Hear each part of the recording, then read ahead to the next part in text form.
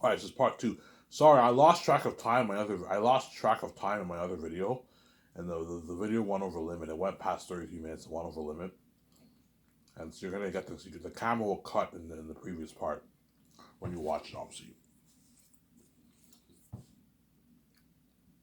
And that's why I'm really gonna have to sit down.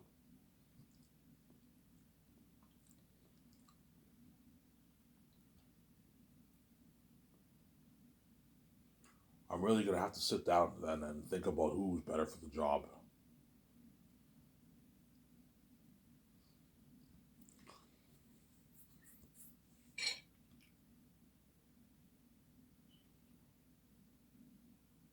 I'm really gonna have to sit down and think about who is better for the job.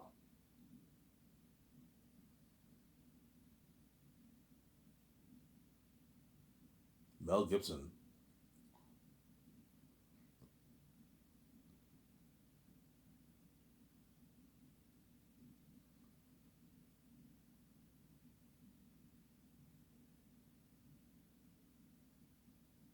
Mel Gibson or Peter Jackson. Who is better for the job?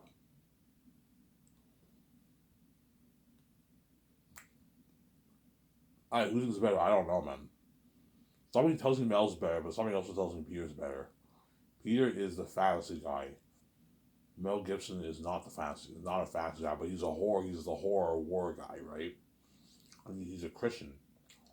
We'll have some idea for Christian themes for my movie. Whereas Peter's not a Christian.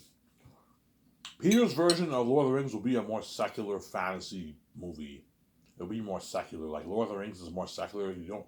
Peter Jackson did whatever he could to what? He stayed away from the Christian themes in Lord of the Rings. He made the Lord of the Rings more secular. Sarah? Whereas Mel Gibson would put more Christian theme. He'd have more Christian themes in the movie than Mel Gibson, than Peter Jackson. And he'd put a stronger emphasis on the horror of Eretan and all them being devils. Sarah? I have so much good ideas for your movie, Ivan. You know what I'm saying? Wait, talk. I have so much good ideas for your movie, Ivan. Eretan, the devil himself, Ephesus. You know what I'm saying? Whereas Peter would be like, you know what I'm saying? Yeah, Ivan, I can picture your movie being pretty good, you know what I'm saying? I can picture your movie being a masterpiece. Masterpiece, Ivan. I have so much good ideas for your movie, for your story, Ivan. You know what I'm saying? Yeah, you test their creativity. Whoever has a better answer, that's the director I'm hiring, obviously. But I like talking about Peter more because Peter did Lord of the Rings. He's a fantasy guy, right? That's why I always like assuming I hire Peter for all my videos because he's a fantasy guy. High chance I will choose him over Mel, to be honest, because he is a fantasy guy. But somebody tells me Mel is the right man, not him. I want him, Peter Jackson. Somebody tells me he's the right man, not Peter. So once I have a talk with my team, obviously the talk with my team, obviously, I will what?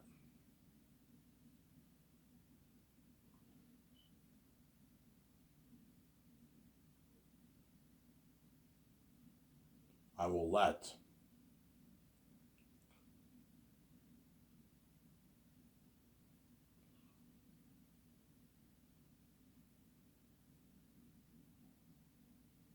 I will let Peter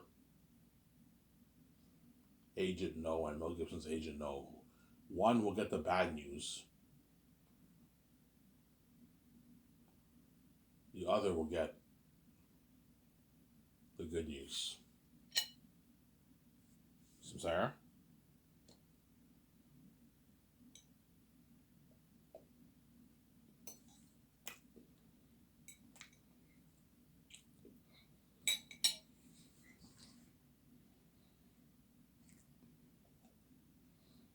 One will get the good news. The other will get the bad news.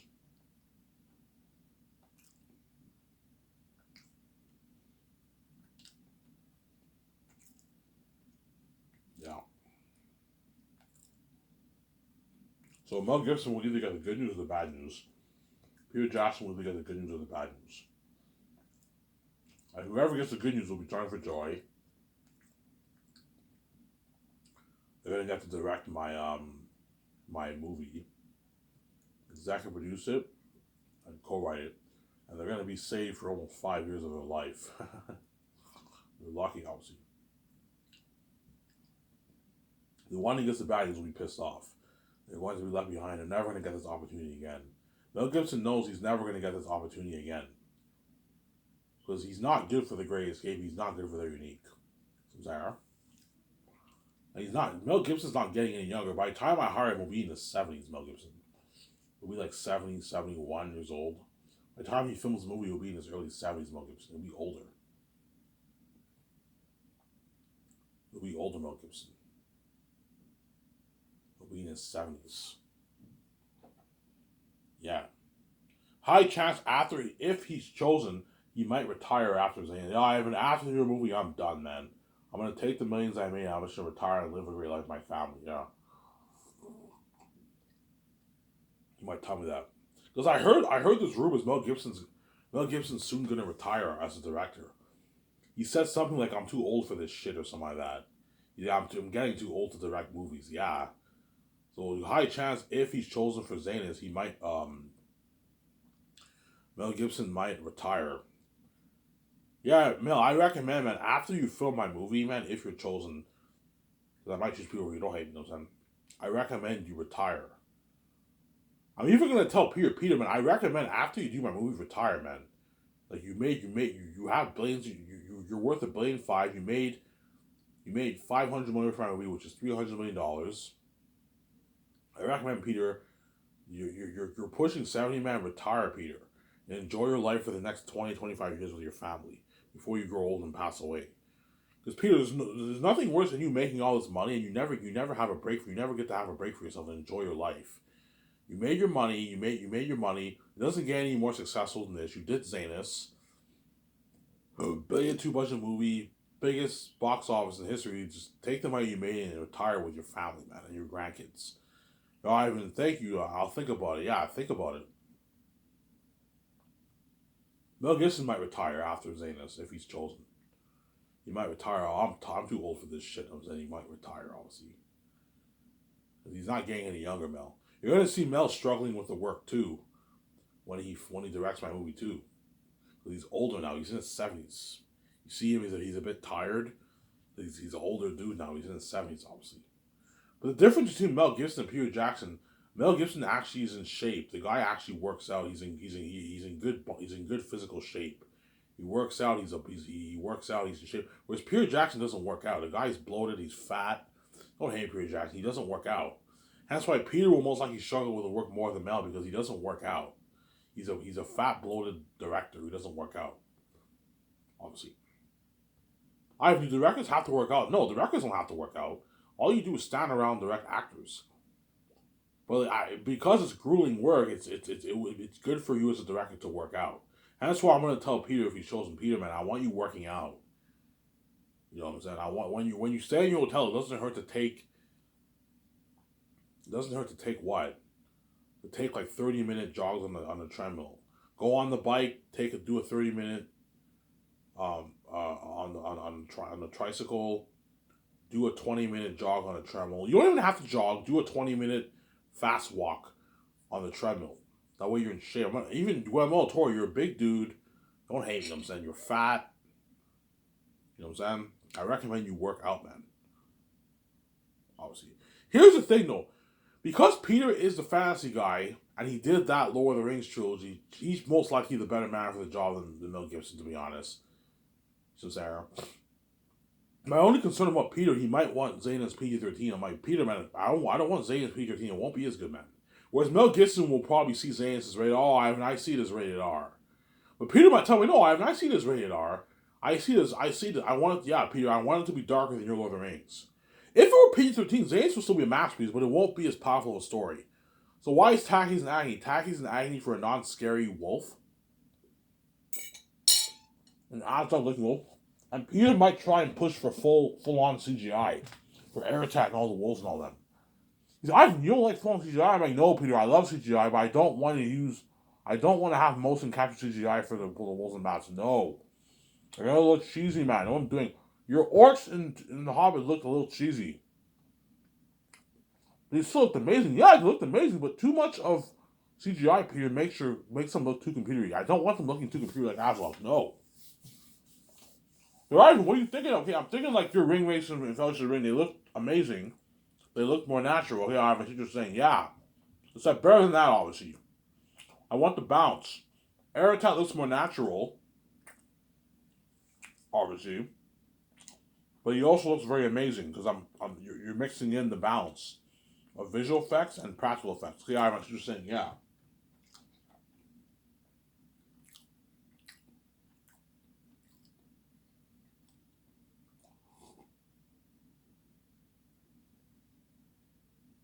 You're mixing in the balance of visual effects and practical effects. Oh, visual effects and practical effects, Ivan. Yeah. Okay, so you want the balance. Yes, Peter. Hence why there's a high chance I will choose Peter. My team will most likely tell me to choose Peter. Ivan, Peter is the fantasy guy, man. Even though Mel Gibson has Christian themes, he's not really a fantasy guy. Peter is the fantasy guy. He did King Kong, he did The Hobbit, he did Lord of the Rings. And Lord of the Rings, Ivan, was a masterpiece. The Hobbit trilogy was pretty good. I think he's your man, Ivan. Okay, fine, I'll choose Peter. Well, I might choose Mel. They might tell me, Ivan, choose Mel. Mel is a Christian. He'll have some good ideas for the horror of Aratat and all them. And I choose Mel. We'll see what happens, obviously, right? Obviously. So let's say if I choose Peter Jackson, hypothetically speaking, I will what? I will I will what? I will flock. Hey, Peter. Peter gets the good news. Mel gets the bad news. Peter's all happy, jumping for joy. His family all like, "Oh my God, congratulations, Dad! You're gonna direct Ivan's movie, Ivan Zeta story." Yes, I am. You know what I'm saying? You know what I'm saying? And I'll fly him. I'll have my secretaries give him a call. Then I'll tell Peter, okay, does your wife Fran want to be on board? And his wife Fran's like, are you kidding me? Of course I want to be a part of this movie. Okay, I'll fly. When I fly you in to sign your contracts, um, I'll have the plane pick you, Fran, and Barry Osborne. Because Barry Osborne lives in New Zealand, I believe. I'll have the plane pick up Peter, Fran, and Barry Osborne in New Zealand. Okay, Peter, my team has already will make calls for your hotel stay. You guys will be staying in a nice suite in a hotel in Vancouver. It's paid for. Your feeding is paid for, and your transportation is paid for. Your transportation is paid for the first year. So Peter wants to go to the movies, go to eat food, and the limo driver takes him there. Paid for through the budget. 800 million towards the budget is more. It's easy affordable. The limo services will only cost me maybe $500,000-$600,000 in costs. A lot of money, but if you have $800,000 towards the movie, it's pocket change, obviously. Easy to afford limo services for all of them. Okay, Peter, I'll fly you, Fran, and Barry Osborne. You guys will come to the office and sign your contracts. I'll sign Peter first, then I'll sign Fran, and I'll sign Barry Osborne. Peter, I'll pay him his $85 million base salary for the 4 years of Zanus. $10 million signing bonus for pre-production. $65 million salary for the 10 months of shooting, and a $10 million post-shooting bonus. All right, that's a good deal. I don't even make this in Hollywood. Yeah, it's a good deal. You get $415 million of the Sky Source film profits. And if he's really greedy, I can give him $40 million, $45 million of the merch if you want. The merch might even matter if you want.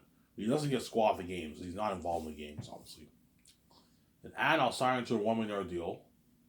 Her money split through the 4 years. And Barry Osborne signs like an $80,000 deal for the 4 years. That way, that's a good deal for Barry Osborne as assistant producer. And Guillermo del Toro, I'll have him be Peter's assistant producer and my assistant producer, and Peter's assistant director. Sign him to like a $12 million deal. Guillermo del Toro. A $12-13 million deal you sign him to. Pay him like $3.8 million base for the 4 years of his hands. You give him like a $9 million of the royalties. It's a good deal for guys. So you sign like a $13 million $12.8 million deal, Guillermo. That's a good deal for him. So to keep Guillermo happy, give him a nice piece of the points, $9 million. Yes, realistically speaking, he's worth like $11, $12 million in royalties. But because you're assistant director, he's not worth as much. Pay him a bit less. Pay him a nice $9 million in points. And you pay him $3 million base for the production. You know, like a $600K pre-production sign bonus and a $250K post-wing bonus. So he's signed like a $3.8 million deal. $3.85 million deal. It's a good deal for Guillermo del Toro. If he's greedy and he wants like 10, I'm like, Guillermo del Toro, I'm not going to pay you 10, man. You're greedy. You're my assistant director. You're not worth 10 for my movie. You rip me off. I can't afford to pay you 10. You're affecting my budget. Sarah. Ivan, put more money into your budget, my guys. I'm already putting $410 million towards salaries. I'm not putting any more of my money, man. That's enough. If you don't like this offer, Guillermo del Toro, I'll hire someone else over you if you don't like it. Same goes for Peter, man. If Peter's greedy and he wants like $1 billion deal for the rollies, I'm like, Peter, I'm not going to give you $1 billion for the rollies. You're fucking greedy. You're crazy. Ivan, you're going to make your billions, your $18 billion off your movie and your merch. You're making a big deal over $800 million. I'm like, Peter, you're not worth $800 million. I'm not going to take all the money for yourself. You're going to piss off these actors and members of my 7th team if I gave you all the money. Yeah, sorry, guys. I gave Peter all the money. I have very little room to pay you anything. You're like, what the fuck? Yeah, they deserve a nice pay too. Ivan, raise your amount. To give away 2% of your money, I'm like, no, Peter, I'm not giving away 2% of my money. I'm already giving away 1%. That's enough. I don't want to take home 69%. No, I want to take home my 70%, my 71%. What? I'm already giving Amazon 28%. I'm not going any higher than 1%. I don't mind going a bit over 1%, but like that's the limit, man. I'm not going any higher than that. That's why I'm not going to give you an $800 million. If I do, you're taking like 1.3% of the pie. You're taking everything for yourself, and I'm not going to let you do that. Because you're fucking greedy, Peter. You're a greedy pig, Sarah. So to keep everyone in check, give them a flat deal. That's the best way. I know what I'm doing. That way that you know these actors don't rip you off. And if you give John Boyega 0.1%, that might be $7, even $8 million. And the moment he makes $7, $8 million, he's ripping you off. So give John Boyega a flat amount. That way he doesn't rip you off. Give Ivan Joje a flat amount. Give Peter a flat amount. That way you keep them in check. People like, I don't mind the flat amount. I like it kind of better because I know how much money I'm making, obviously. But like, give me double that, man. Give me $800 million to roll these items. I'm like, no, Peter, man, you're fucking greedy. I'm not going to pay you that. You're fucking greedy, man. I know you like taking all the money for yourself. We did this for Lord of the Rings and King Kong and The Hobbit. I'm not going to do this for Zanus. I'm not going to let you take all the money for yourself. You're fucking greedy, man. You're a greedy pig, Sarah. Peter's greedy. He's a greedy animal. And if Fran wants $10 million, I'm like, Fran, no. $1 million is a good deal for as an assistant producer. All you have to do is just help my 17 with calls, help Peter with his notes. You know what I'm saying? Help oversee some of the stuff, and you can help us a little bit with the costs sometimes. You get $1 million, it's a good deal. You're my assistant producer, Fran. You're not my executive producer. $1 million is a good deal for 4 years of work. Pay you a nice $400,000 the first year. That's good. That's good money. And the amount of money Peter's making, you're sharing that with him. Yeah, Ivan. The money I'm sharing with Peter. Yeah, you're sharing the account with Peter. He's your husband. You're sharing the account with him, obviously. I gave you a good deal.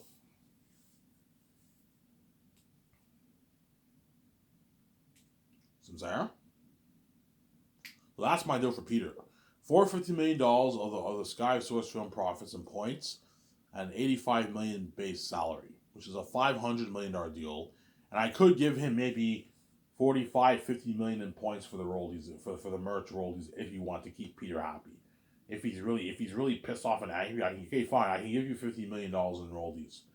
I can sign into a $550 million deal if you want, if you're that greedy. If he's greedy, Peter. Ivan, what about the merch? Okay, fine, I can give Peter 50 million rollies. Ivan, what about 100 million? I'm like, no, I'm not giving him 100 million. 50 million is enough. But I'm not going to do that. That's $500 million is enough for the deal. I'm like, Peter's just greedy, obviously. He signs his contract. Fran signs her contract. Barry Osborne signs his contract. And the next couple of days, I sign Guillermo del Toro. I take him out to a nice dinner at Boston Pizza. And then Peter gets a party up in my condo with Fran. Barry Osborne, he gets a party up in my condo, my $300 million condo. Peter gets a party up in my $300 million condo. We get drunk. And once he's drunk, limo driver will take all of them back to the hotel, and they'll be staying in that luxury suite hotel for a year. For a year, easily affordable. I'm gonna put $1.2 billion towards Zayn. I most likely will make more than $11 million. I'm gonna put $1.2 billion towards Zayn. Since because I have $800 million going towards this movie, $780 million going towards the movie, the hotel cost is pocket change. The hotel for Peter and all of them will cost me a few $1 million for 1 year stay. Maybe $2-3 million for 1 year stay, but it's pocket change. Ivan has such a big budget going towards the movie. Can easily afford to have us all stay in suites for 1 year. Yeah, costs me $5 million in cost. I can easily afford it because my budget's so big. And that's why you have a big budget like that. $800 million towards the movie, $410 towards salaries, $10 million towards the doc. So there. And 600. People ask me, okay, Peter. Yeah, Ivan, how much money are you giving me? Okay, Peter, I'm giving you $1 billion. When we do the board meetings, okay, Peter, I'm giving you $1.2 billion budget. $1.2 billion?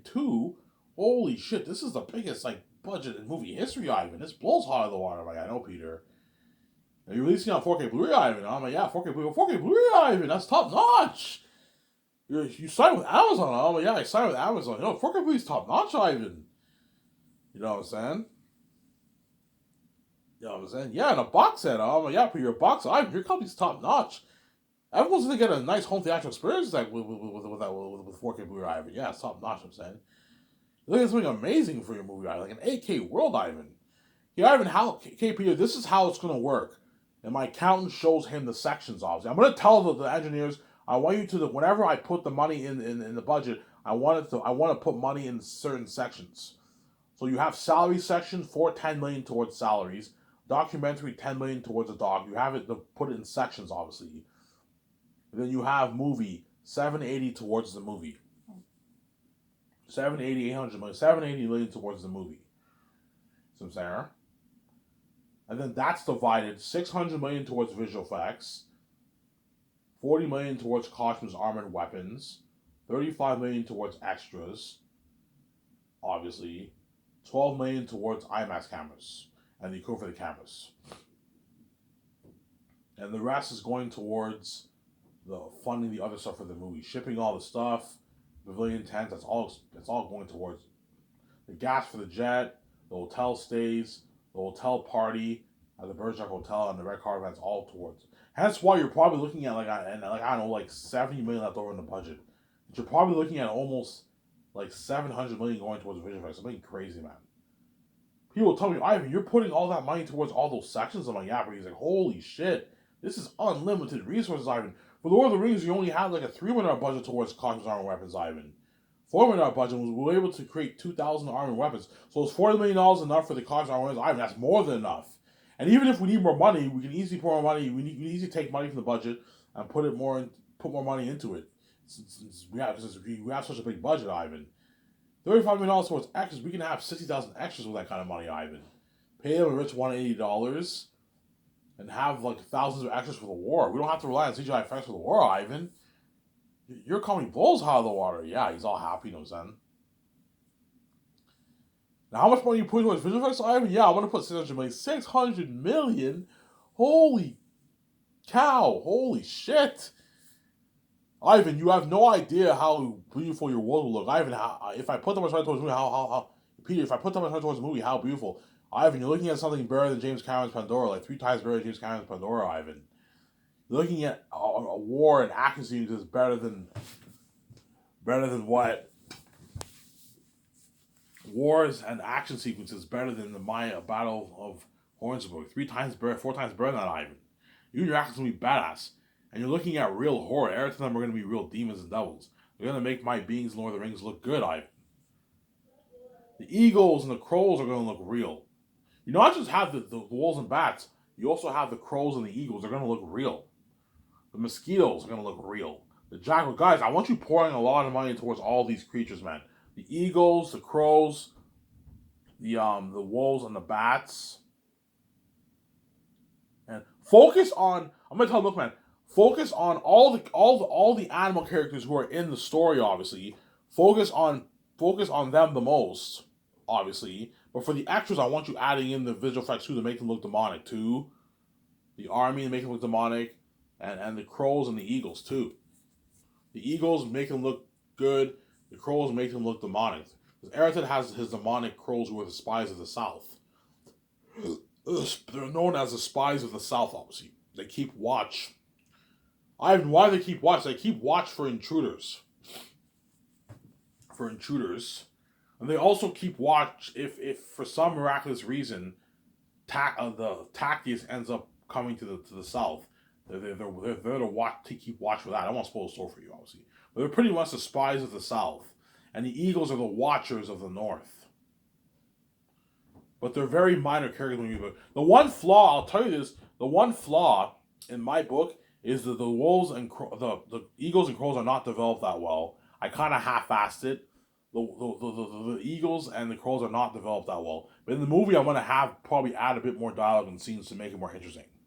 I didn't feel the need to develop them that well in the book because I want to focus more on Eretad and Tactius and all them. But even the very good books have flaws. My book has flaws in it. The crows and the eagles are not that well developed. They barely have any dialogue. Obviously, they're not developed as well. And the character of Patrice is not developed that well either. Those are probably my three flaws in the story. But everything else is just top-notch quality, man. All my characters are all developed pretty well. Even the minor characters in my book are developed pretty well. But Eretad and Fool and all them are not as developed as well as Tactius and them. Because I focus more on the human characters. But Eretad is not developed as well as Tactius. He's developed pretty well, but not as much as Tactius. That's why in the movie I'm probably going to add more scenes and dialogue to make it more interesting. And Peter will help me with that, obviously.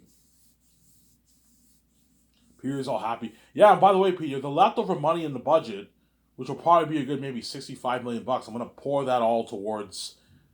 You're putting $600 million towards Vision Fest, you're also going to pour the leftover money into it. Yeah, he's like, holy shit, Ivan. Like, this is unlimited resources, Ivan. We can get the best technology stuff for visual effects. Like unheard of, like, top-notch computer software, the sound mix, the sound department, the best stuff, Ivan.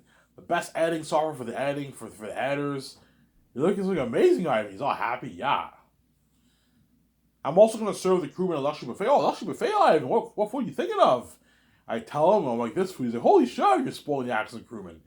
Yeah, Peter. Yeah, Ivan, I worked in Lord of the Rings. It's not fun working for 10 months and getting served shitty food. Serve the crewmen and the actors good food. Don't serve them shitty fucking food, I'm sorry. Give me a second. I'm going to go upstairs and get a coffee for myself. Refill my coffee cup. Don't hate me, you know what I'm saying? I'm going to be back in a sec. It's good to be we don't wait.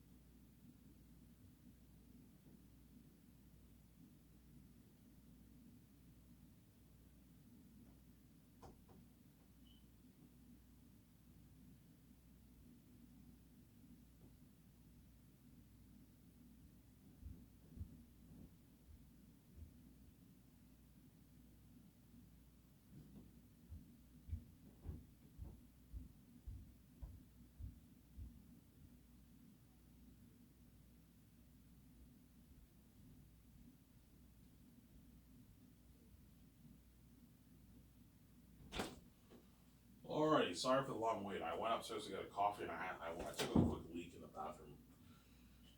So I'm back. Today I have enough energy to make a full video and I'll upload it and I'll watch my video. And then I'll go to the store and get a pack of smokes. Yesterday I bought beer and smokes one more time, so hence why I gotta end up waiting like 5 days for my check now instead of 3 days. That's how stupid I got beer. Well, I'm gonna get smokes for the rest of the month, like you guys care, right?